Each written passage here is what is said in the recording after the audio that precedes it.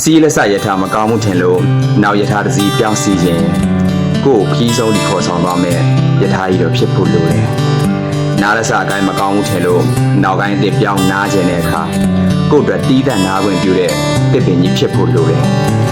ယုံကြည်ရရဲ့မှာဘဝကိုမြုပ်နှံနိုင်တယ်လို့အားတန်ရပခုံးမှလည်းမိဆက်နားခေါ်နိုင်တယ်တခုပဲကိုရွေးချယ်လိုက်တဲ့ယထာတဲ့မှာကိုယ့်ထက်အရေးကြီးတဲ့ခီးတဲ့ရှိလာတဲ့အခါကိုယုံကြည်နားခိုလိုက်တဲ့အကိုင်းအသစ်မှာကိုယ့်ထက်နေရာပေးရမယ့်နှက်တကောင်ပေါ်လာတဲ့အခါဘယ်လိုလုပ်မလဲတွေးကြည့်တာနဲ့အဖြေရခတ်ပါလိမ့်မယ်အဲ့ဒီခါထားခဲ့မိတဲ့ယထာဟောင်းကြီးကမတွေ့နိုင်တော့အောင်ကိုဝေးသွားခဲ့ပြီ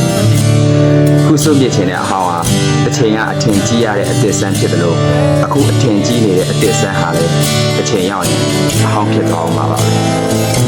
လက်ရှိပကြီးကားကိုတော့မှဘလို့ပုံဖော်ရေးဆွဲရမှန်းမသိပဲတခြားအသစ်တစ်ခု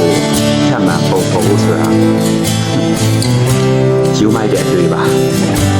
လက်ရှိအနာကိုယ့်ရဲ့စိုးခြင်းကောင်းခြင်းတွေအကုန်သိရလို့ပဲတန်ဖိုးထားပါ